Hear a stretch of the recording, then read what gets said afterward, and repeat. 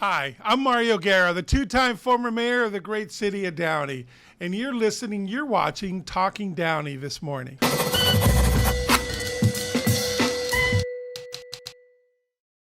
Welcome. As you can see, I'm alone this morning. Councilman Horacio Ortiz was busy this morning and couldn't make this taping. I will be leaving, going out of the country in the next couple of weeks. So he will be taping. I think he's going to do one with Eric Pierce, the editor of the Downey Patriot, and I think we have another guest. But this morning, I wanted to make it short and simple and kind of recap last night's council meeting. Wasn't anything earth-shaking, anything really bad happening, but it's always good, and that's one of the things we like, is to kind of keep everybody informed of what's going on in the city of Downey. There's some nuances there that were kind of interesting. So this show airs on this Friday, which happens to be March 29th, which happens to be my birthday. So you're going to get to listen to this on my birthday. So take it all in, enjoy it, have fun with it, call me names, laugh at me. I'm kidding, of course. But I really literally was born. It's also Good Friday. I literally was born on March 29th, and that year was a Good Friday. I was born in 1959, so this is the big 6-5. So I guess I can get Social Security now. It's interesting, the generations, because I was talking to my wife, Ann, and her dad retired at 65 after a long career at Shell as an engineer. But when he retired, they retire. They literally stop at 65, played golf 3 days a week, and he had an awesome retirement, for 30 years after he retired. It just doesn't go that way anymore. And to be honest with you, I have no plans to retire. I'm not quite sure what I do. I have my hands in a lot of different pots. I have a full-time job. I love the job with the Army that I do, and I serve on 7 boards, and there's a lot to be done. So I'm good. I'm absolutely good on there. But it's a different mentality now to be at age 65 than it is. I feel I'm just wiser in some areas. Anyways, so this Friday, March 29th, it'll be Good Friday. It'll be my birthday, and it also will be Vietnam Veterans Memorial Day. So a couple years ago, we came together as a country and recognize a certain day that we would recognize our Vietnam veterans, and March 29th was the date chosen, and our hats and hearts out to them. They were kind of, when they came back, they were kind of the unwelcome troop for nothing to do of their fault. That war wasn't a popular war, at least in society, but these young men and women, they went out there to defend our country, and God bless them. They did all the right things, and so we need to be able to recognize them. They were following orders and serving our country, but most importantly, they cared about our country. So, okay, so what happened last night? Well, in closed session, they appointed a new economic development director. We'll find out more about that coming up. During the council comments, a couple things that struck me as interesting. Mayor Trujillo asked for something to come back to the staff.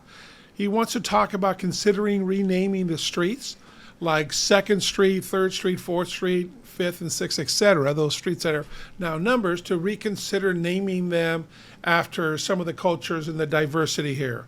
One after, the Greeks, and one after the Mexicans, and one's after the Cubans, and, Havana Place or something like that. So it's kind of interesting. It's just a different way of, looking at it. So it was just an interesting proposal. But he proposed it to the staff, and they got a second to at least come back, and the staff will take a look at it. I think the nuances are going to be kind of interesting, because I wanted to do that, and I pushed forward, and we named Columbia Way. Okay, we renamed it. It used to be Clark Avenue after an old senator from the 20s, and it still goes all the way down to Long Beach. So I wanted, when we built the Columbia Space Center, I wanted to be named it after the Columbia Way. So I brought it up, and man, I got so much resistance from my colleagues on the council. It's going to impact people's lives. It's going to change driver's license and all these other things. So we did a study, and believe it or not, on that point, thank goodness, there was only 68 houses or apartments on that block, on those 2 blocks there of Columbia Way. So we literally knocked on their door. And the biggest one against it was, God bless him, was Dave Gaffin, was my colleague. He was really against it, and he thought it'd be a big hassle. And he was always taking care of other people. So the hassle factor is real. But we found out there was only 60 some odd people, and the majority of them thought it'd be pretty cool to live on Columbia Way instead of Clark Avenue. So we went ahead with it. It wasn't a unanimous vote. It was still a 3-2 vote. I won't name the ones that were against it. But as you know now, it's kind of cool having Columbia Way. It brings back our history. That's one of the proudest achievements, the little achievements that I have as far as the legacy is changing that street name. So I think you're going to have a little resistance with the people. I think there's a little bit of factor. You got to change credit card addresses. You got to change driver's license addresses. You got to change a whole bunch of stuff. And in those streets, it's going to impact hundreds and hundreds of people. So besides the hassle factor, I mean, it's kind of a cool thought. So we'll see where that goes. But I just wanted to mention it that was brought up. There was only 12 speakers doing non-agenda public comment. And they went from all over the place. I mean, there's a little young man that got hit by a car over by Unsworth, and the mom came and they talked about a sidewalk. Those things I mean, God bless them. That happened 2 weeks ago, and those are always heartbreaking and inspiring when young people come and speak about that, especially one that survived that. So they're talking about that. Some were complaining about Woodruff and the houses on Imperial, big trucks going by on Imperial between Lakewood and Woodruff. So they said their houses shake. It's just a big deal. And the streets, it tears up the streets and so forth. And I was thinking when they were talking, so a couple of weeks ago, the Planning Commission passed up that project that many people don't know about over on Hall and Stewart and Gray. It's going to be a 533,000 square foot warehouse with 109 docking stations for those big trucks, 5 stories high on 29 acres. So when residents find out and when that starts happening, they estimate 696,000 trucks a year. 696,000 trucks a year is the CEQA thing that was presented that they estimate. So it's going to change the face of Downey. And they only bring it up because, this was brought up, these big trucks on Lakewood and Imperial. Well, this is a game changer. This is going to be, like the Inland Empire that has all those big warehouses. So I don't think people know that yet. But anyways, I'm glad that they're looking at the Woodruff modernization plan, not only fixing the streets, but putting in medians and fixing the sidewalks. Woodruff hasn't had anything happen to it in 30 years, so I'm really glad, and that was approved last night. People are going to say, medians, okay, the things down in the middle. Oh my gosh, they're a pain. You can't make U-turns and this and that. So I was against that when I got on the council, but let me tell you how I was convinced. Number one, they're safer. You have less accidents when you have the medians. People stay on their side. Number two, on there, you also, it slows them down, or it helps the flow of traffic, if you will, when you only have the one side and you're only worried about staying on your side. And third, but just as it's not as important, but it is important if you live there, it beautifies the area. So it's safer, it's the flow of traffic, and it beautifies the area. So those three things changed my mind. I am in favor of median. You got to have certain cutouts, of course, to be able to turn around so you don't impact the businesses on the other side. And of course, you also have to have, you have to have it for public safety. So they'll make that for sure. So that was discussed last night. Street lights. A lot of people, Downey's always been dark. We've known that the houses didn't want the street lights on there, and we do have a plan in place to get street lights, and it's basically you fill out an application and your neighbors have to agree to it, and basically they're getting taxed. They're basically paying for it, if you will. So they did talk last night about a street plan that's going to come back to the council. The city manager said he'll bring it back to the council for it. But I mean, somehow somebody's got to pay for it. But maybe it's worth it on your block. There's some very, very dark streets here in the city of Downey, so that could be something you and your neighbors get together with, and so forth. Downtown surveillance, it was discussed to put cameras in the downtown to be able to have the surveillance of things that as we have a more and more lively downtown. So that also passed. The only, not controversial, but the only thing that kind of had a discussion, and I saw how this new council handles this. You could tell they were divided, but they were very, very professional. And they were all happy to be having this discussion. It was about the Children's Benefit Network. It was brought up, Mayor Trujillo brought up, to change their sponsorship for their ceremony fundraising dinner.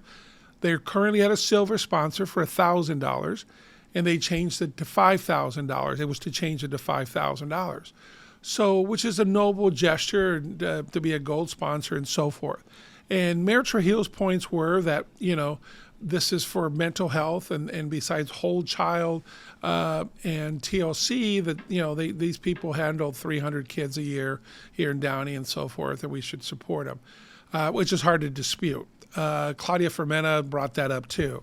Dorothy Pemberton, said, listen, I just had our first budget subcommittee meeting and we're spending $1 million more in overtime. The numbers are okay, but not great. And remember, this money is coming out of general funds. And Mayor Pro Tem Hector Sosa kind of made the same point. These things, we have to have these discussions. And that's why you have, at the beginning of the budget season, you have, things that you can put in for that, or CDGB grants or things like that. But just to increase something, this comes out of general funds. And while this one sounds good, where do you draw the line? There's so many good nonprofits here in the city, and I thought we made that deal of doing that. So anyways, it got a little contentious there. So the vote was 3-2 to do that, okay, to actually increase it to $5,000 coming out of general funds. So if you're a group that you do good things in Downey, this just opened the doors like, hey, let's just get, a couple of champions on the city council and we can go from there. But it passed 3-2.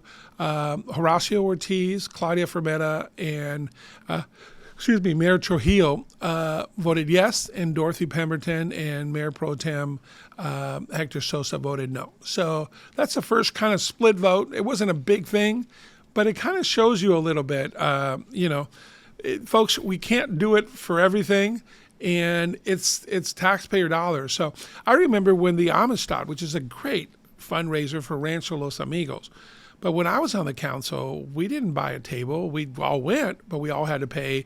I had to pay for Ann and I to go, and it's an expensive dinner and so forth.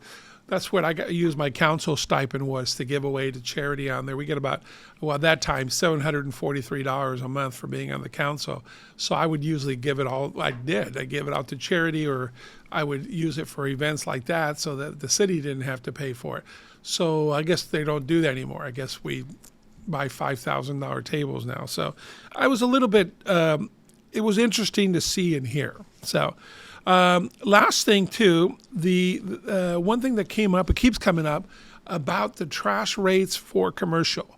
Okay, and commercial doesn't have to be, I think of the big businesses, right?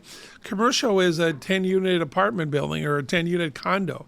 So we had several senior condo projects that their premiums were going up substantially, effective on March 1st. And so everybody was complaining, and rightfully so, that they tripled. So we've been talking to Athens. The city has been talking to Athens, and they were there last night. A senior vice president came, and he spoke about that. He says this is something the state passed, a certain way of doing things on the trash 3 years ago, and it finally became effective on March 1st. He says they don't want to do it. It wasn't their call. They would rather not. It was not the city of Downey. It was the state of California. So talk to your legislators if you're paying that high prices, because that's who increased your prices for you.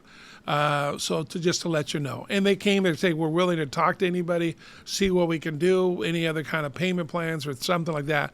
But Athens was basically, which used to be the old Calmet, basically saying, we're sorry, but it was the state of California, and this is one time where it really was the state and so forth. So anyways, the last thing that they passed was the housing element plan that was presented to the Planning Commission a couple months ago, and it passed. We had a detailed one last night. They got, numbers and got a recap of it. Here's the deal, okay? City of Downey has to build 6,500 new housing elements, new houses on there within the next 8 years, or at least have the plans to do it. It's almost physical impossibility. I mean, City of Downey is a built-out city. So when you complain, I understand, not in my backyard kind of thing, but, when the city, if they would approve, and it's a long ways from it, but would approve something like the Olsen Homes at Treasure Island, it's numbers that go towards that. We need to, by state law, build housing in the City of Downey. So you and I don't like multi-units per se. It adds traffic, it adds crowds, it adds more cars, it adds everything else, right? But we have to, and it's going to continue to happen. I don't know where we're going to find 6,500 houses to build. They're lots, but take that into consideration. The city is not being greedy. Oh, you're just in it for the property tax. You just want more people and this and that. It really isn't. And housing takes the resources from police and fire and everything else, and it doesn't add a lot. So sometimes that's not the best thing if you're looking at it from an economic standpoint. We love our housing units and we love everything else, but ADUs, the little apartment in the back on there, that's also going to continue to happen because of that. So overall, pretty uneventful council meeting, although it did take a while. They did recognize the Downey High School national champions for the cheer, so I thought that was kind of cool. And the speakers that came in for their 2 minutes varied. We don't have the cussing one anymore, although we do have a couple gadflies. Overall, calm went on there. Good thing for Holy Week that we had that. And I just wanted to give you a recap. So the more you know kind of thing. So residents of Downey, stay informed, stay in the know. Feel free to give me a call. Contact me. Contact Horacio. My cell number is 562-706-4114. And stay tuned for some other shows. We got all kinds of things happening. On the next show, I'm also going to interview Hans Fritz. He's the executive director for our Downtown Improvement Association. Great things happening in the downtown on there. And I want to make sure that you understand exactly how far we've come in the last year and a half. That'll be our next show. We're going to ride one on the bus. The link to see what's sustainable. We're going to have some other people from the city on, but we have a lot of ideas that you've given us and things you want to see. Our show's about keeping Downey informed and answering your questions. So stay tuned, stay involved, click and subscribe. Like and subscribe. When you finish this right now, like the show and subscribe to it on there. We'd really appreciate it. That helps us, and we really would appreciate it. Thank you to our sponsor, Financial Partners Credit Union. You guys are awesome. You've rocked for 80 years here in the City of Downey. We appreciate you letting us put this out. Okay, my friends, stay healthy. Have a holy week. Happy Easter to you all, and God bless.